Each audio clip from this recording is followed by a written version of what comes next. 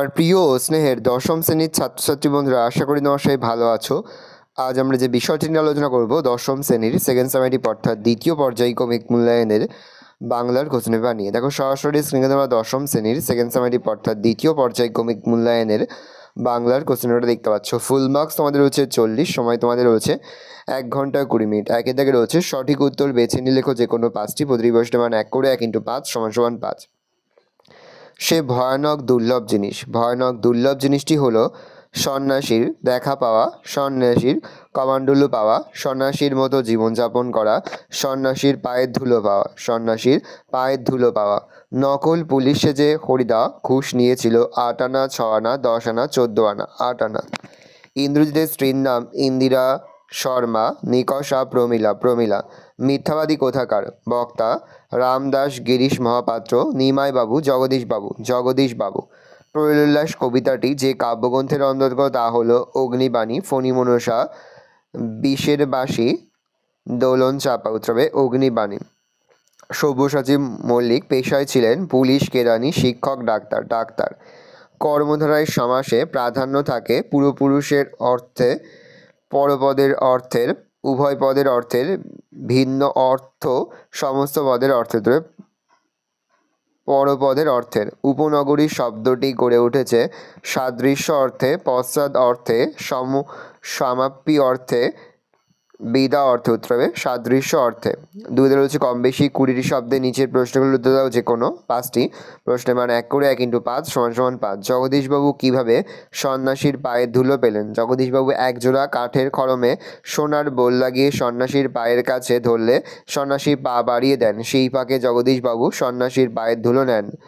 জগদীশবাবু হরিদাকে প্রণামী হিসাবে কি দিতে চেয়েছিলেন? জগদীশবাবু হরিদাকে প্রণাম হিসাবে 101 টাকা দিতে চেয়েছিলেন। বিদায় এবে দেহ বিধুমুখী। কে কার কাছে বিদায় চেয়েছেন? রাবণপুত্র ইন্দ্রজিৎ তার স্ত্রী প্রমীলার কাছে বিদায় চেয়েছেন। আসছেন নবীন। নবীনের আগমনের হেতু কি? নবীনের আগমনের কারণ হলো জীবনহারা অসুন্দরের বিনাশ সাধন করা। পরের প্রশ্ন, তোরা সব জয়ধ্বনি কর। কবি কাদের জয়ধ্বনি করতে বলেছেন? কবি পরাধীন ভারতের জনগণকে জয়ধ্বনি করতে বলেছেন। পলিটিক্যাল সাসপেক্ট সব্যসাচী মল্লিককে কার সামনে হাজির করা হয়েছিল? পলিটিক্যাল সাসপেক্ট সব্যসাচী মল্লিককে নিমাইবাবুর সামনে হাজির করা হয়েছিল। ওলকপি ব্যাসবাক্য সহ সমাসের নাম লেখো। কপি ওলের ন্যায় উপমিত কর্মধারয় সমাস। রূপক কর্মধারয় সমাস কাকে বলে? যদি উপমান উপমের মধ্যে অভেদ কল্পনা করা হয় তবে তাকে রূপক কর্মধারয় সমাস বলে। যেমন কথামৃত, কথারূপ অমৃত। তিনি তাকে রয়েছে কম বেশি 60টি শব্দে নিচের প্রশ্নগুলো উত্তর দাও যে কোনো 2টি, প্রশ্নের মান 3 করে 3 × 2 = 6। সে ভয়ানক দুর্লভ জিনিস। দুর্লভ জিনিসটি কি? সেই দুর্লভ জিনিসকে কিভাবে পেয়েছিলেন? বহুরূপী গল্পে জগদীশবাবুর বাড়িতে আগত সন্ন্যাসীর পায়ের ধুলোকেই দুর্লভ জিনিস বলা হয়েছে।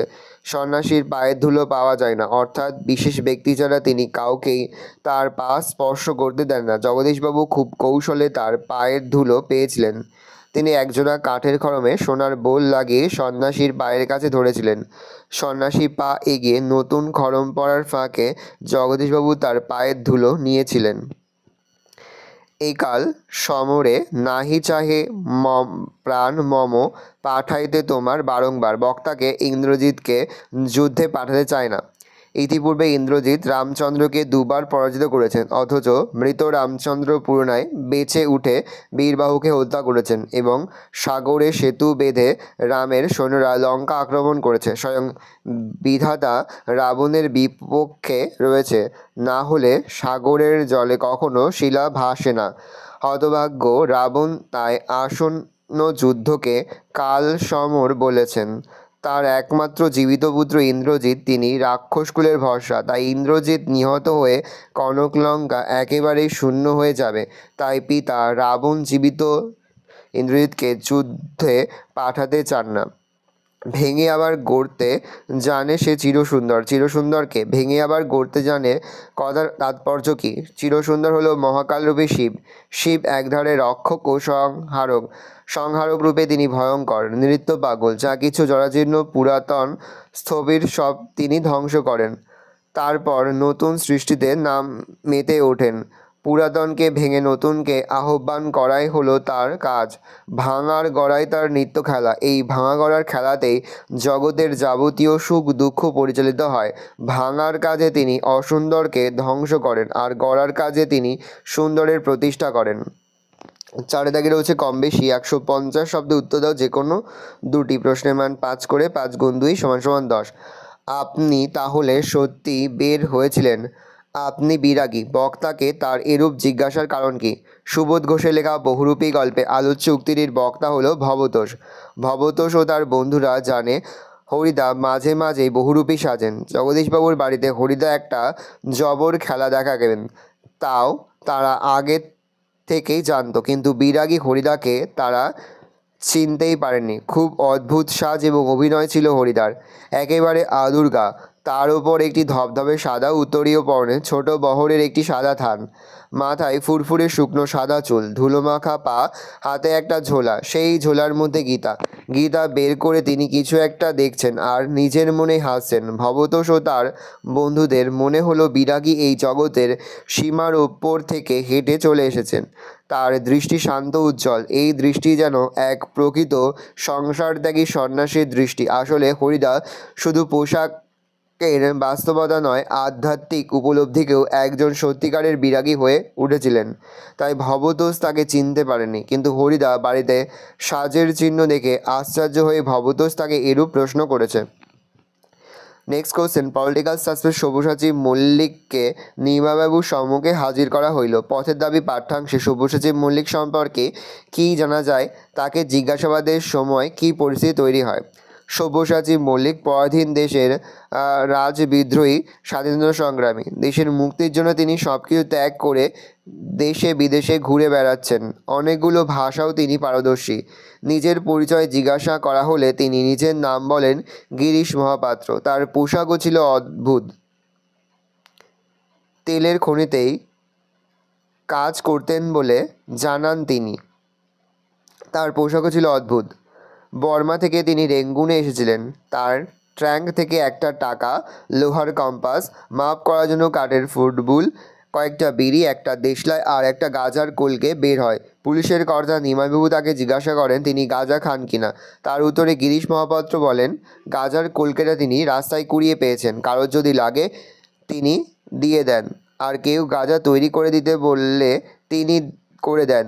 তার নিজের গাঁজা না খাওয়ার কথা কেউ প্রায় বিশ্বাস করেন, কিন্তু গিরিশ মহাপাত্রের কথাবার্তা শুনে, তার সাজ পোশাক আচার ব্যবহার দেখে সকলে নিশ্চিত হয় যে এই গিরিশ মহাপাত্র কখনোই সব্যসাচী মল্লিক হতে পারে না। তাই তাকে জিজ্ঞাসাবাদ করে খানিকক্ষণ পুলিশ স্টেশনে তার সঙ্গে তামাশা করে ছেড়ে দেওয়া হয়েছিল। নেক্সট কোশ্চেন, ওই নূতনের কেতন ওড়ে কালবৈশাখী ঝড়। নূতনের কেতন উড়িয়ে কালবৈশাখী ঝড়ের আবির্ভাবের তাৎপর্য বিশ্লেষণ করো। কাজী নজরুল ইসলাম ছিল যাবতীয় অসুন্দর এবং অমঙ্গলের বিরুদ্ধে মূর্তিমান বিদ্রোহ। সমসাময়িক বাংলা তথা ভারতে নেমে এসেছিল অবক্ষয়ের অন্ধকার। পরাজিত হয়েছিল সত্য সুন্দর এবং সামাজিক মঙ্গলের ইতিবাচক কর্মপ্রয়াস। চারদিকে অসুন্দরের দাপাদাপি কবি মনকে ব্যথিত করেছিল। একদিকে ব্রিটিশ শাসন, অন্যদিকে সামাজিক অবক্ষয়ের চূড়ান্ত রূপ, এই দুয়ের টানাপোড়েনেই সুবুদ্ধির বিবেক হয়েছিল দিশাহারা। এই সমাজ ব্যবস্থা আমূল পরিবর্তনে কবি অলৌকিক কোনো শক্তির আবির্ভাব কামনা করেছেন। এই আশাবাদের সূত্রে ধ্বংসরূপী মহাকাল শিব কবির অভিপ্রেত অতিথি হয়ে উঠেছেন। তার আগমন বার্তা কবিকে উল্লাসিত করেছে। তিনি জানেন শিব হলেন ধ্বংসরূপী রক্ষক, করেন আবার গড়ে ভাঙেন। ভাঙা গড়াই তার একমাত্র খেলা। ধ্বংসরূপী শিব প্রলয়ঙ্কার, জড়জীর্ণ প্রাণ ধ্বংস করতে তিনি ভয়ঙ্কর মূর্তিতে আসেন। কালবৈশাখী ঝড় যেমন আপাতদৃষ্টে বিধ্বংসী, কিন্তু তার পশ্চাতে থাকে নবসৃষ্টির আশ্বাস, তেমনি শিবও একধারে ধ্বংসরূপী সৃষ্টিকর্তা। তার আগমনে নতুনের কেতন ওড়ার ঘটনা পুরাতন জীর্ণতা ধ্বংস করে নবসৃষ্টির সূচনা করে। 5 দাগের হচ্ছে কম বেশি 125 শব্দে যে কোনো একটি প্রশ্ন, প্রশ্নের মান 4। তাই আজও তার বুকতে রক্তের তৃষ্ণা। কার বুকে কেন রক্তের তৃষ্ণা বলে বক্তার মনে হয়েছে, এই উক্তির আলোকে বক্তার মানসিকতার পরিচয় দাও। দেখে নাও, এটা তোমার নাটক সিরাজউদ্দৌলা থেকে দেওয়া হয়েছে। দেখে নাও উত্তরটা। যেখানে তৃষ্ণা স্পেলিং ভুল আছে সেটা কিন্তু ঠিক করে নেবে। মনে হয় ওর নিঃশ্বাসে বিষ, ওর দৃষ্টিতে আগুন, ওর অঙ্গ সঞ্চালনে ভূমিকম্প। কে কার সম্পর্কে এই মন্তব্য করেছে, তার সম্পর্কে বক্তার এরূপ মন্তব্যের কারণ কি? ভালো করে দেখুন উত্তরটা। 6 থেকে রয়েছে 150 শব্দে যে কোনো একটি প্রশ্নের মান 5। গাছে অনেক দূর উঠে গেছি, মই কেড়ে নিলে নামতে পারবো না। গাছে উঠে যাওয়া বলতে বক্তা কি বুঝিয়েছেন? এখানে মই করে নেওয়ার প্রসঙ্গ উত্থাপিত হয়েছে কেন? দেখে না উত্তরটা।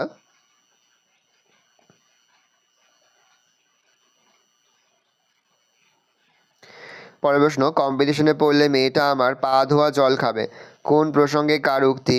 এখানে বক্তার চরিত্রের কোন দিকটি প্রকাশিত হয়েছে? দেখে নাও।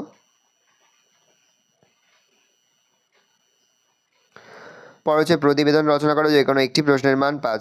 নিত্য প্রয়োজনীয় দ্রব্যের মূল্য ঊর্ধ্বমুখী, এই বিষয়ে সংবাদপত্রের জন্য কম বেশি 150 শব্দে একটি প্রতিবেদন রচনা করো। লেখা শুরু করবে। নিজস্ব সংবাদদাতা, কলকাতা, 2রা আগস্ট 2025। চৈত্রের সূচনাতেই প্রকৃতি রাজ্যে নেমে এসেছে দাবদাহের আগুন, কিন্তু রাজ্যের অমর সাধারণ মানুষ বেশ কয়েক মাস ধরেই পুড়ছে মূল্যবৃদ্ধির আগুনে। চাল, গম, আলু থেকে শুরু করে প্রতিটি নিত্য ব্যবহার্য জিনিসের দাম এখন আকাশ ছোঁয়া। দিন দিন সোনার দাম যেমন লাফিয়ে লাফিয়ে বেড়ে চলেছে, তেমনি চাল, ডাল, মাছ, তরিতরকারি ও ওষুধও অগ্নিমূল্য।